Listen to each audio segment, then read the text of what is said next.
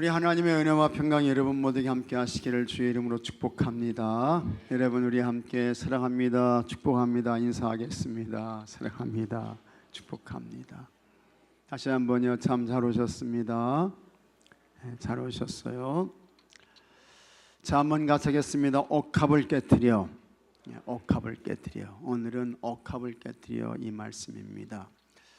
우리 예수님께서 이제 예수님의 초기 갈릴리 이 지역에서 이제 복음의 말씀을 전하시고, 그 다음에 예수님께서 이제 절기 때에 예루살렘에 올라가시고, 또 이제 예수님께서 십자가 죽음의 길을 가시기 위해서 예루살렘에 가시고, 이제 그렇습니다. 유대인들은 1년에 3번 하나님께 어떻게 하라고요? 하나님께 나오라 그랬어요. 1년에 3번. 그게 뭡니까? 그게 절기예요. 그게 이제 반드시 꼭 예루살렘에 가가지고 12살 이상 되는 이 유대인 남자들이 꼭 지켜야 할 그와 같은 1년에 3대 절기가 있습니다. 그 절기가 무슨 절기예요? 먼저는 무슨 절기?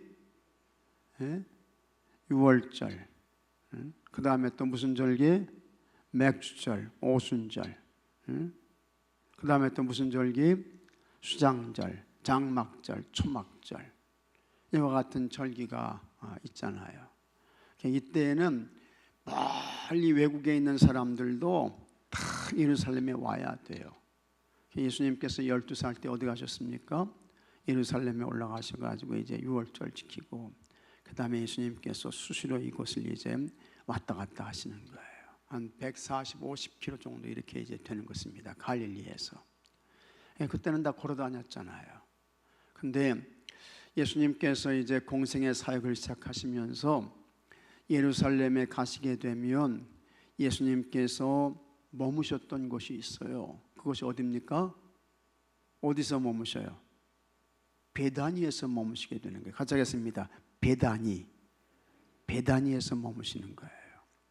이 베단이라는 말은 가난하고 배고픈 고통받는 자들의 집, 이런 곳이에요. 그래서 예루살렘 남동쪽 외진 곳, 그런 곳입니다. 그래서 이곳에 가게 되면 참 가난한 사람들, 소외된 사람들, 나병 환자들, 이런 사람들이 이제 모여 사는 이 동네가 베단이라는 동네예요. 이 베단이라는 뜻은 또 슬픔의 집, 그런 의미가 있습니다. 그러니까 그 예루살렘 그 도시에서 이제 밀려나가지고 그 한쪽 구석에 이렇게 이제 거처를 잡고 살아가는 참 사회적으로 소외된 사람들, 불쌍한 사람들, 바닥 인생을 사는 사람들, 그런 사람들이 모여있던 곳이 베단이라는 곳입니다. 그래서 예루살렘에서 2km에서 3km, 4리 정도 남동쪽으로 떨어져 있는 곳이 베단이란 말이죠. 예수님께서 예루살렘에 가시게 되면 어디에서 머무셨느냐? 이 베단이로 가시는 거예요. 이 베단이에는 누구의 집이 있습니까? 누구의 집이 있어요? 마르다와, 이 얘기 모르셔요? 마르다와 마리아, 그 다음에 오라버니 누구예요? 나사로. 그 집이 있는 거예요. 그래서 예수님께서 예루살렘에 가실 때마다 항상 그곳에서 이제 머무시게 되는 거예요. 그래서 마르다와 마리아가 예수님을 아주 극진하게 잘 이렇게 이제 대접을 하는 거예요. 먼저 예수님께서 먼 길을 걸어서 여행을 해서 오셨으니까 피곤하잖아요. 그러니까 잘 쉬셔야죠. 잠을 편안하게 잘 주무셔야지. 그 다음에 먼 길을 오셨으니까 어떻게 해요? 배고프잖아요. 예수님은 인성을 가지고 계신 사람이셨잖아요. 예수님이 배고픈 거예요. 예수님이 피곤하시면 배 타고 가실 때에 배 뒤에서 주무시고, 우리와 똑같은 것과 같은 인성을 가지고 계신 분이란 말이죠. 그러니까 참 예수님께서 먼 길 오셔가지고 이제 배고프지요, 피곤하시지요. 그러니까 편안하게 가서 쉴 수 있는 그와 같은 것이 필요했던 거예요. 그런데 이 베다니, 예루살렘에서 2km, 3km 남동쪽으로 떨어진 그곳에 이 베단이라는 마을이 있는데 거기에 이제 마르다와 마리아, 나솔의 집이 있게 되는 거예요. 그래서 예수님께서 예루살렘에 가실 때마다 그곳에서 아주 편안하게 쉬셨던 거예요. 참 감사한 거죠. 고마운 거예요. 얼마든지 예수님이 오셔가지고 마음 편안하게 쉬시고 식사 잘 하시고 가서 이제 하나님의 사역 감당하시고 그러실 수 있도록 이 마리아와 마르다, 그 다음에 나사로가 예수님을 극진히 잘 이렇게 섬겨드렸던 것입니다. 너무너무 감사한 거예요. 그래서 이제 요한복음 11장 말씀을 보게 되면 이 마르다와 마리아의 집에 누가 죽어요?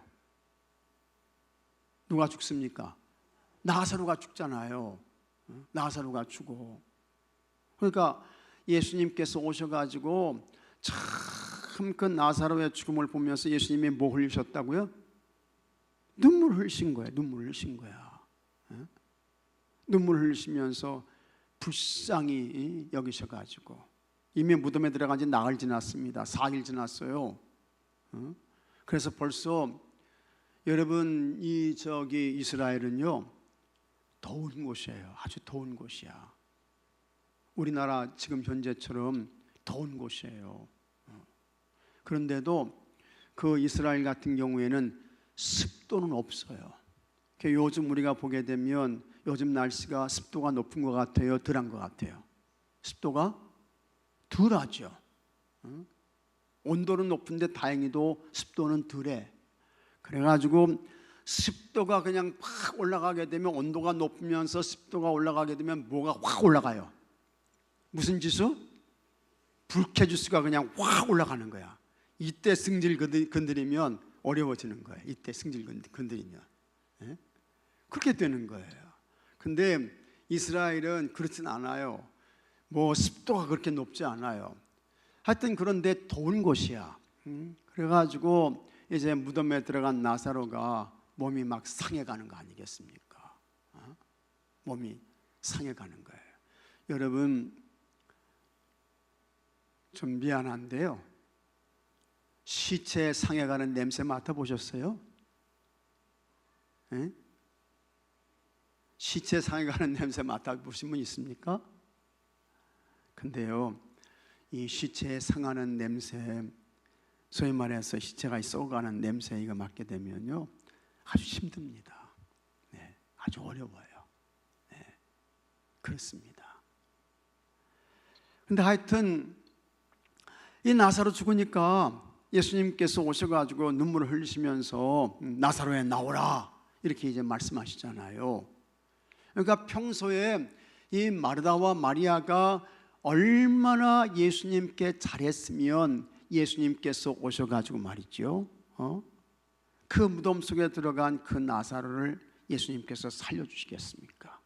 얼마나 예수님께 잘했으면, 얼마나 예수님을 위해서 수고하고 애썼으면 예수님께서 오셔가지고 나사로를 살려주셨다고요. 그러니까 그만큼 이 베다니에 있는 마르다와 마리아, 이 나사로가요 예수님을 잘 섬겨드렸어요. 아주 그 집에 오시게 되면 내 집처럼 예수님 편안하게 계십시오, 편안하게 계세요 하면서 극진한 대접을 예수님께 잘 해드렸다고요. 예수님께서 항상 참 고마운 거예요. 고마운 거죠. 예수님께서 하나님의 사역을 감당하실 때까지 이와 같은 일들을 이 마르다와 마리아가 잘 해드렸던 것입니다. 참 고마운 것입니다. 감사한 거예요. 이렇게 보게 되면요, 여러분들은 참 사람을 만날 때마다 이 마르다와 마리아처럼 그 만나는 사람을 편안하게 해드리는 여러분들이 되시기를 주의 이름으로 축복합니다. 그거 참 좋은 거잖아요. 저분 만나면 참 마음이 편안해. 저분 만나면 마음이 아주 잔잔해져, 고요해져. 참 저분 보게 되면 내 마음에 은혜가 있고 감동이 돼. 응? 이런 분들 되시기를 주의 이름으로 축복합니다. 이거 참 좋은 거예요. 응? 감사한 거예요. 그러나 여러분 딱 보게 되면 만나고 싶지 않고 피하고 싶고 도망가고 싶고, 그러면 여러분 이게 좋은 인간관계가 이게 되겠습니까? 은혜가 되겠어요? 안 되는 거죠. 여러분들은 이 마리아 마르다가 예수님을 아주 극진하게 잘 대접했던 것처럼 여러분 서로가 다 잘해서 정말 만날 때마다 기쁘고 감사하고 평안하고 행복하고 즐겁고 이런 여러분들이 되시기를 주의 이름으로 축복합니다. 마리아가 그렇게 한 거예요. 그래서 감사한 거죠. 예수님께서 이제 이 베다니 지역에 가셨는데, 이 베다니 지역에 사는 사람들은요, 예수님께 대한 거부감이 있었어요, 없었어요? 없었어요. 여기 지역에 사는 사람들은 대부분이 다 가난한 사람들이요, 힘든 사람들이요, 어려운 사람들이요. 그래서 예수님께서 가서 복음을 전하시고 말씀을 전하실 때 거기 있던 사람들이 다 예수님의 말씀을 잘 들었다고요. 은혜 받았다고요. 그 가운데 또 한 사람이 누구냐? 여기 나병 환자 누굽니까? 시몬이라는 사람이었어요. 나병은 그 당시에 참 어려운 병이었습니다. 힘든 병이었습니다. 사람들이 지나가면서 저 하나님의 저주를 받았구만 저거. 도대체 뭘 잘못했길래 부모가 잘못했거나 본인이 잘못했거나 자식이 잘못했구나, 저 하나님의 저주와 징계를 받아서 나병이 온 거야. 사람들이 다 그렇게 생각하면서 만나지 않고 소외시키고 저주하고 정죄하고 그랬다고요. 그런데 예수님께서 이 나병 환자를 예수님이 어떻게 하신 거예요? 고쳐주셨다고요. 고쳐주셨어. 그러면서 이 베다니 지역에 사는 이와 같은 사람들이 다 예수님을 통해서 은혜 받았던 사람들이에요. 은혜 받았던 사람들. 그래가지고 예수님께서 베다니에 오셔가지고 이 나병 환자였던 시몬의 집에 가셨다, 시몬의 집에 계신다, 이와 같은 소문이 나게 된 거예요. 그러면서 이 시몬이 나병 환자에서 고침받았으니까 얼마나 감사해요. 감격스러워요. 해가지고 예수님이 자기 집에 오신 것을 기뻐하고 감사해서 뭘 준비했어요? 잔치를 열게 되는 거예요. 잔치를 열어. 그래서 이제 사람들이 다 같이 와가지고 함께 모여서 이제 식사를 하게 되는 것입니다. 그래서 여기 이제 3절 말씀 보면 예수께서 베다니 나병 환자 시몬의 집에서 식사하실 때에 잔치를 여는 거예요. 사람들을 초청해가지고 함께 예수님이 우리 집에 계시다 말이죠 하면서 이제 잔치를 열고 식사를 하는데, 여기 보게 되면 한 여자가 매우 값진 향유고 순전한 나드 한 옥합을 가지고 와서 그 옥합을 깨뜨려 예수의 머리에 부었다, 이렇게 이제 말씀하는 것입니다. 그러면 여기에서 이 나병 환자 집에서 예수님께서 식사하실 때에 옥합을 가져와 가지고 그걸 깨뜨려서 예수님께 부어드린 이 여인, 이 사람이 누구냐? 이 사람 누구예요? 마리아요. 마리아. 그 말씀이 어디에 나오느냐? 요한복음 12장 4절에 나와요. 요한복음 12장 4절 한번 펴보십시오.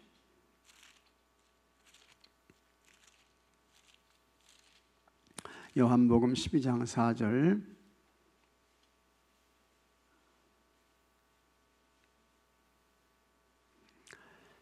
자, 1절부터 한번 읽어보겠습니다. 자, 1절 다 찾으셨죠? 자, 한번 같이 읽어보겠습니다. 6월절 엿새 전에 예수께서 베다니에 이르시니 이곳은 예수께서 죽은 자 가운데서 살리신 나사로가 있는 곳이라. 요한복음 12장 1절, 2절, 그 다음에 거기서 예수를 위하여 잔치할세. 마르다는 일을 하고 나사로는 예수와 함께 앉은 자 중에 있더라. 3절, 마리아는 지극히 비싼 향유 곧 순전한 나드 한 근을 가져다가 예수의 발에 붓고 자기 머리털로 그의 발을 닦으니 향유 냄새가 집에 가득하더라. 이 말씀을 보게 되면 예수님께 와가지고 옥합을 깨뜨려서 향유를 붓고 자기 머리털로 예수님의 발을 닦아드린 사람이 누구예요? 마리아예요. 마리아. 마리아가 이렇게 했단 말이죠. 마리아가. 그래가지고 참 이렇게 이제 향유를 붓고 예수님의 머리털로 발을 닦아드리고 그러니까 참 예수님이 감동받으신 거예요. 감동받으신 거예요. 그때에 이 여인을 비난하는 사람이 있었어요. 비난하는 사람이. 여기 이제 마가복음 14장 4절에서는 어떤 사람들이 이렇게 말을 하는데 이 어떤 사람이 구체적으로 누구냐? 여기 이제 요한복음 12장 4절 말씀 보면 자 요한복음 12장 4절 그대로 한번 같이 읽어보겠습니다. 제자 중 하나로서 예수를 잡아줄 가룟유다가 말하되 5절 이 향유를 어찌하여 300데나리온에 팔아 가난한 자들에게 주지 아니하였느냐 하니 이렇게 하면서 이 마리아를 비난하고 공격했던 사람이 누구예요? 가룟유다예요. 가룟유다.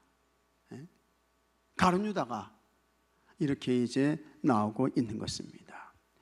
여기서 우리는 진짜 예수님을 사랑하는 사람과 그렇지 않은 사람이 이제 비교가 되는 거예요. 마리아는 예수님을 너무너무 사랑해. 너무 소중하신 분이요. 아주 존귀하신 분이요.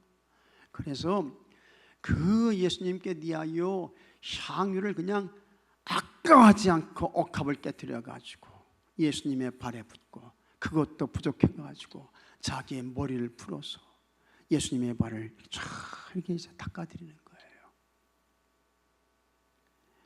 예수님을 사랑하는 마음이 있기에 이렇게 할 수 있는 거죠. 여러분, 예수님을 사랑하게 되면, 예수님이 가장 존귀하게 되면 예수님과 교회를 위해서 아까운 것이 있어요, 없어요? 있어요, 없어요? 없게 되는 거예요. 그게 마리아야. 그게 마리아야. 진짜 예수님 사랑해 보세요. 진짜 예수님의 여러분의 삶 속에 왕 돼 보십시오. 주인 되어 보십시오. 예수님을 위해서요 아까운 것이 없어. 시간도 그리는 거 아깝지 않고, 봉사하는 거 아깝지 않고, 봉헌하는 거 아깝지 않고, 드려도 부족하고 모자랄 뿐입니다. 해도 미칸족입니다. 이렇게 되는 거예요. 어떻게 이렇게 될 수 있습니까? 사랑하기 때문에. 마리아가 그런 사람이었어요. 마리아가. 그러나 은혜를 받지 못했어. 은혜를 받지 못해. 주님 사랑하는 마음이 없어. 교회를 존경하기 위한 마음이 없어. 그렇게 되면요 그 사람이 가룟유다가 여기 요한복음에 나오는 게 아니에요. 그 사람이 오늘 가룟유다가 될 수 있는 거예요. 가룟유다가 다른 게 아닙니다. 가룟유다가 딱 한 사람으로 끝납니까? 아니에요. 은혜 받지 못하게 되면, 주님과 교회를 사랑하는 마음이 없게 되면 모든 것이 원망이요, 불평이요, 불만이요, 이렇게 되는 거예요. 교회 여러분은 어떤 삶을 사실 거예요? 주님 사랑하는 불같은 마음이 있어서 주님과 교회를 위해서 아까운 것이 없는 이러한 삶을 살아가시는 여러분들이 되시기를 축복합니다. 이 모습을 보시고 예수님께서요 감동받으신 거예요. 감동받으신 거야. 사람들은 비난하고 조롱하면서 야 그거 팔아가지고 가난한 사람들에게 나눠주면 좋잖아, 그렇게 이야기를 하는데 아니야, 그거 아니야. 저 마리아가 내게 좋은 일을 했다. 저 마리아는 내 장례를 준비하기 위해서 일을 한 거야. 그러면서 예수님이 대단한 말씀을 하십니다. 복음이 전해지는 곳에는 이 여자의 일도 기억돼서 전해질 것이다. 그래서 복음이 있는 한 이 마리아 이름이 없어져요? 없어지지 않아요? 없어지지 않게 되는 거예요. 복음이 있는 한 이렇게 되는 거예요. 영원히 남는 자가 된 거예요. 영원히 남는 자가. 주님과 교회를 위해서 아까운 것이 없이 가장 소중한 옥합을 깨뜨림으로 인해서 영원히 남는 자, 이름이 영원히 기록되는 자, 복음과 함께 그 이름이 전해지는 그와 같은 사람이 되었던 것입니다. 참 대단한 거죠. 훌륭한 거죠. 여러분, 은혜 받으셔야 할 줄로 믿습니다. 은혜 받으셔야 돼요. 은혜 받지 못하게 되면요, 아까워요. 아까워. 은혜 받지 못하게 되면 아까워. 은혜 받지 못하게 되면요, 인색한 사람 돼요. 인색한 사람.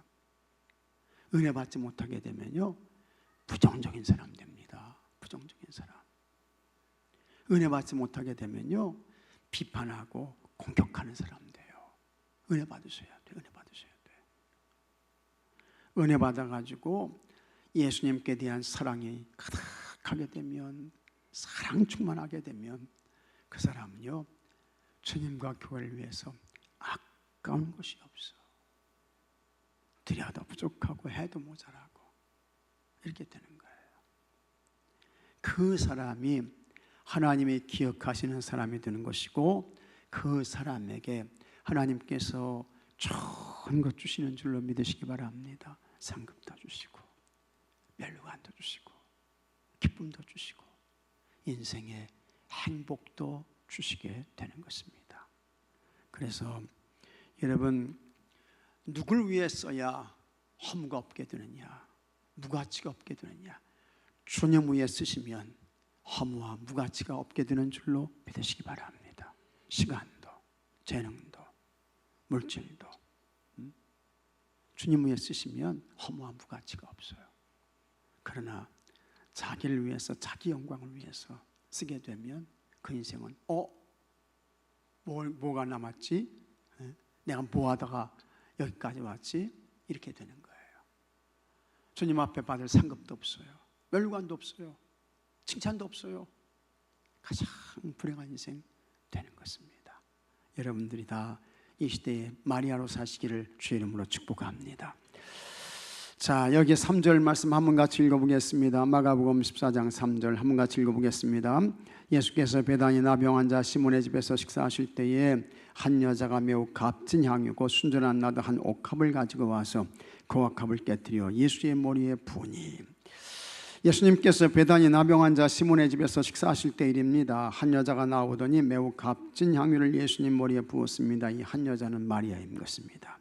이 일이 일어난 시점은 대제사장들과 서기관들이 교묘히 예수를 잡아 죽일 방법을 찾고 저자인 가룟 유다까지 합류한 때였습니다.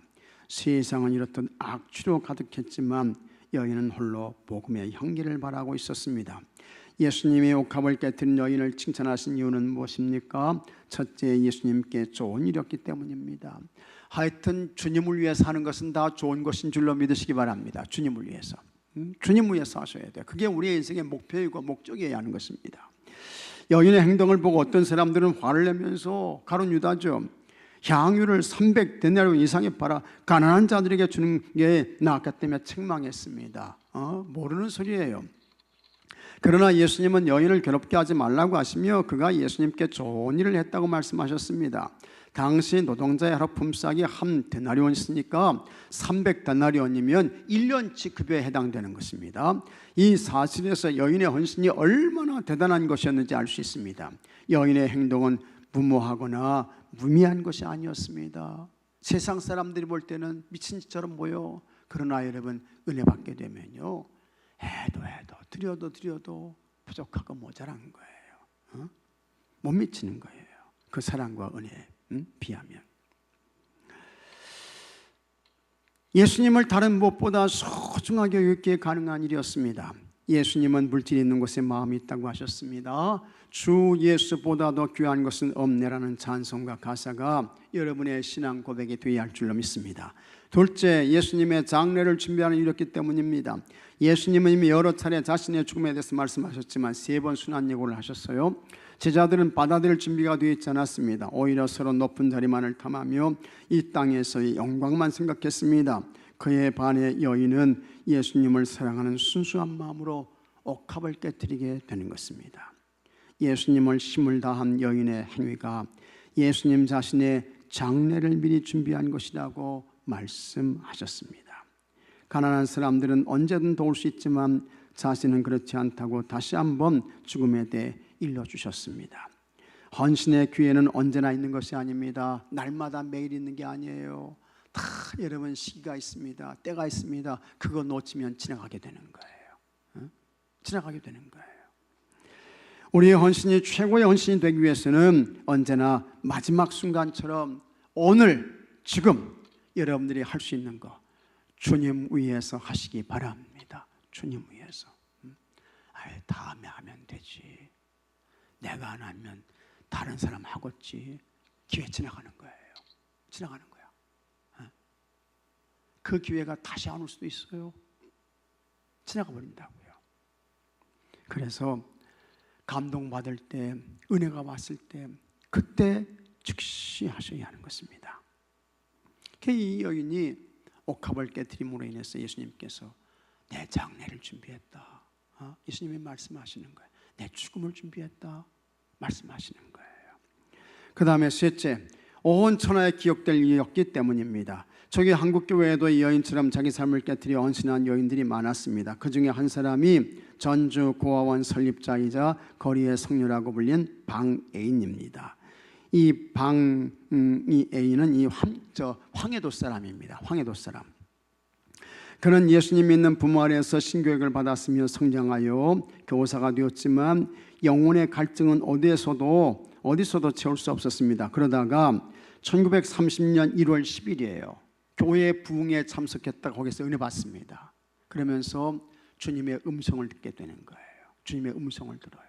그 다음에 이 방해인은 주님의 음성을 듣고 즉시 전주로 내려가게 되는 것입니다.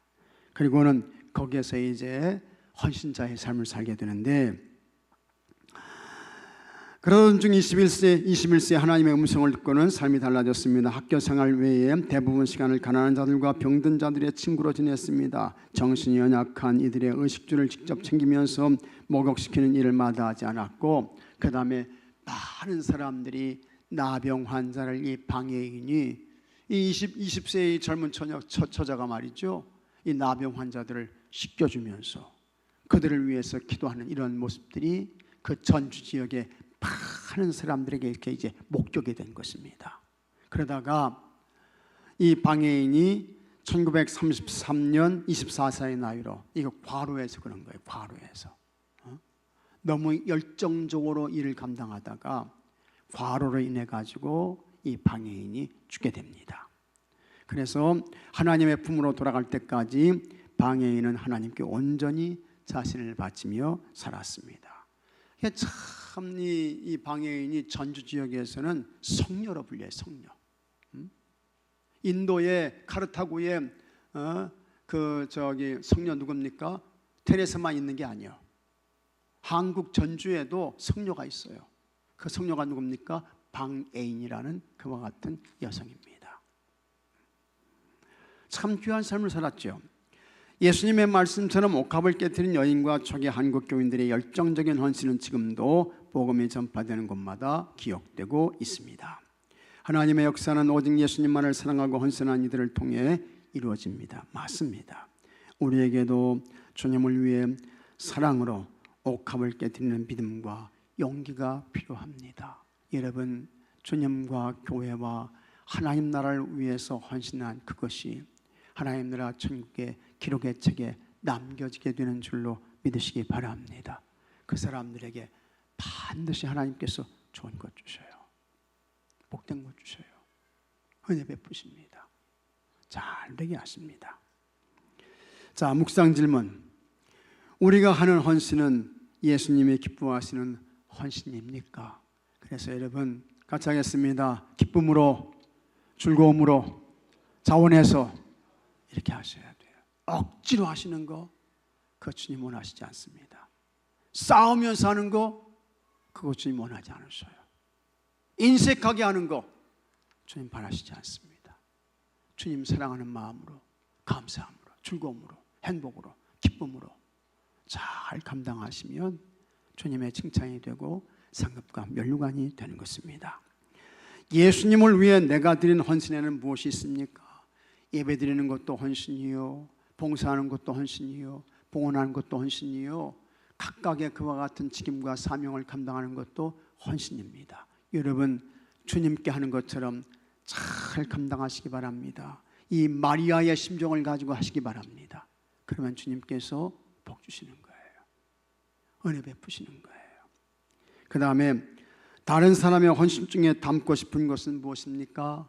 여러분 주변에 참 주님과 교회를 위해서 헌신하며 사시는 분들이 있잖아요. 그분들에 대해서 어떤 사람은 칭찬하고 격려하고 부여해야 되는데 그런 모습들을 좋지 않게 보시는 그런 분들도 없지 않아 있는 것 같더라고요. 그러지 마십시오. 그러지 마셔요. 칭찬하셔야 돼요. 아유 잘하시네요. 애쓰시네요. 수고하시네요. 고생하시네요. 칭찬하셔야 돼. 그리고 거기에 대해서 험담하고 그러신 분들 되지 마시고 좋은 협력자들이 되시기를 주의 이름으로 축복합니다. 좋은 협력자들, 다 동역자들 되셔야 됩니다. 우리의 헌신이 모아지고 또 담아져서 하나님의 교회가 든든히 서게 되는 줄로 믿으시기 바랍니다. 자, 오늘 산성